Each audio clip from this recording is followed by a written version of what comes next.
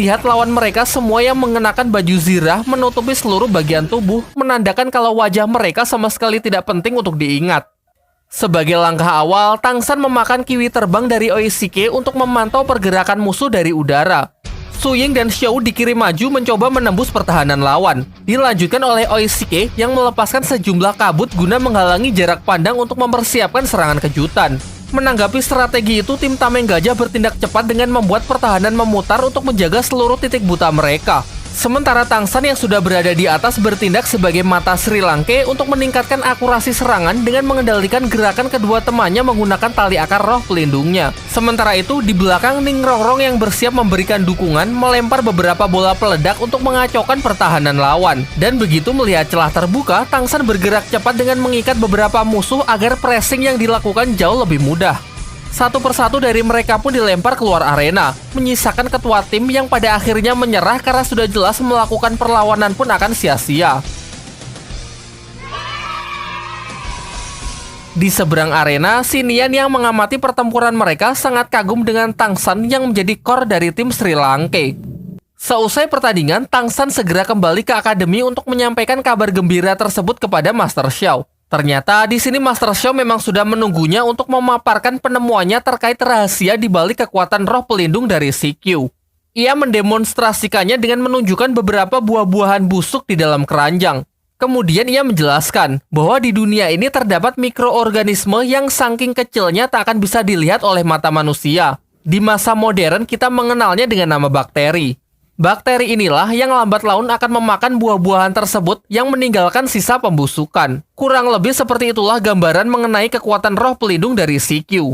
Kekuatan tersebut memungkinkan CQ mengendalikan bakteri untuk menginfeksi targetnya, dan karena ukurannya yang tidak kasat mata, lawannya akan mati bahkan tanpa menyadari apa yang telah terjadi. Master Xiao juga mengungkapkan alasan mengapa Tai Long tidak mati setelah pertarungannya dengan CQ, karena roh pelindung Tai Long yang terus aktif memungkinkan hal ini dapat menghambat dan menghentikan lajunya infeksi. Namun masalahnya mengaktifkan kekuatan roh pelindung tanpa henti di sepanjang pertarungan akan sangat menguras energi. Sehingga Master Xiao menyarankan agar nanti mereka bisa menyelesaikan pertarungan tersebut dengan cepat. Di sisi lain, CQ kembali ke Akademi Changhui dengan berpura-pura kalau ia masih di bawah kendali pikiran dari Xinian. Ia pun memanfaatkan momen ini untuk menginfeksinya secara diam-diam. Namun karena level Xinian yang masih lebih tinggi, ia menyadari serangan tersebut dan berbalik menyerang CQ. Kemudian CQ mengatakan akan bersedia menarik kembali kekuatannya dengan syarat ia harus dibiarkan tetap hidup dan teman-temannya yang pikirannya dikendalikan juga harus dibebaskan. Mengingat baginya CQ adalah pion yang sangat penting, Xinian pun setuju dengan penawaran tersebut dan berjanji akan melepaskan teman-temannya di Akademi Changhui seusai turnamen.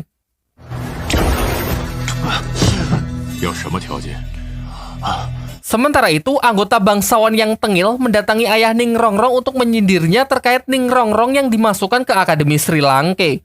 Menurutnya, mengirim penerus klan ke akademi lain adalah keputusan yang tidak tepat. Maka dari itu, ia menyarankan agar klan Kibau menarik kembali Ning Rongrong dari Akademi Sri Lanka. Pembicaraan pun diakhiri dengan ia yang bersedia memberikan bantuan apapun asalkan klan Kibau mau bekerja sama dengannya. Kembali ke tempat Tang San, ia mendapatkan informasi bahwa lawannya besok adalah Akademi Qinghuo, sebuah akademi yang fokus pada satu jenis roh pelindung, yakni elemen api. Sementara sejauh ini kita tahu kalau roh pelindung rumput biru perak Tang San sangat lemah terhadap kekuatan tersebut. Jadi untuk mengatasi hal itu, ia berinisiatif memanggil Mang Hojun untuk membantunya berlatih demi memperkuat roh pelindungnya agar lebih tahan terhadap panas dan serangan api. Keesokan harinya, seluruh tim Sri Lanka pun berangkat menuju arena turnamen untuk melawan akademi berelemen api tersebut.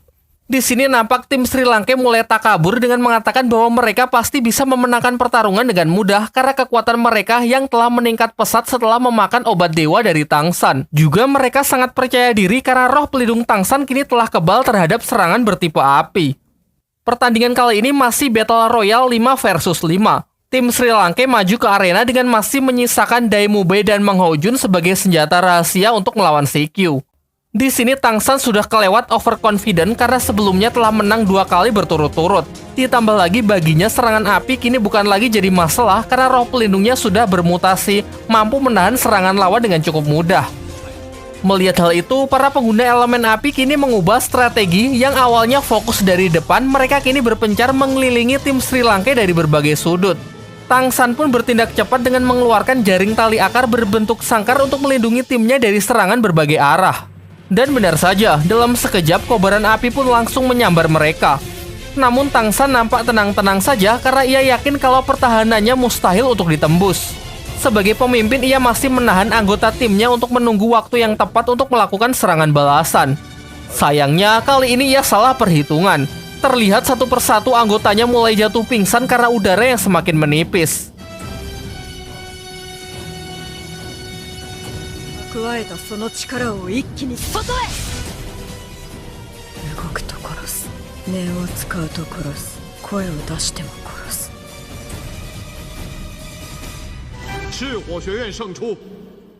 Sepulangnya dari pertandingan, mereka terlihat sangat terpukul dan masih belum percaya kalau mereka telah dikalahkan. Hingga tak lama setelah itu, Master Xiao datang untuk menjelaskan apa yang sebenarnya terjadi. Hukum fisika mengatakan bahwa nyala api akan terus-menerus membakar oksigen di dekatnya. Hal ini dapat dibuktikan dengan api kecil yang seketika mati saat tidak mendapatkan oksigen yang cukup.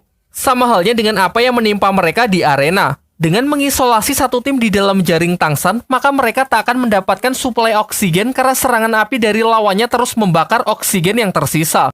Dan jika sudah demikian, maka tinggal menunggu waktu sampai mereka hilang kesadaran karena sudah kehabisan oksigen untuk bernafas. Satu persatu dari mereka pun kena semprot dari Master Xiao, terutama Tang San sebagai pemimpin tim yang malah menggali kuburannya sendiri. Kekuatan roh pelindungnya yang memiliki ketahanan terhadap api tidak bisa ia manfaatkan dengan baik dan justru berbalik menjadi kelemahannya. Terlebih lagi sikap arogan mereka yang sedari awal meremehkan musuh menjadi alasan utama dari kekalahan mereka pada hari ini.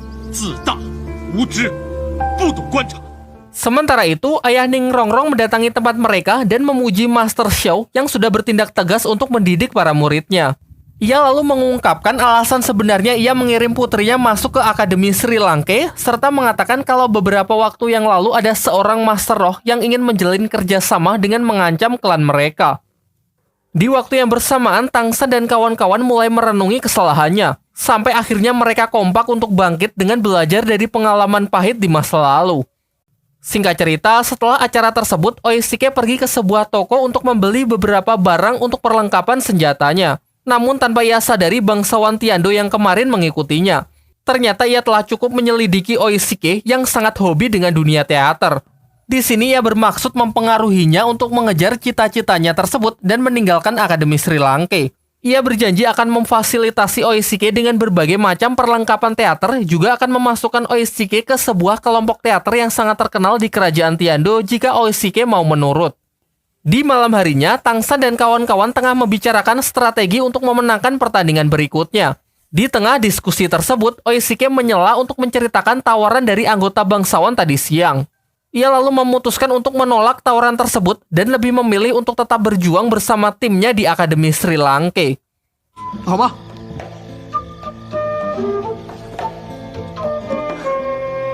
Singkat cerita, hari pertandingan pun telah tiba.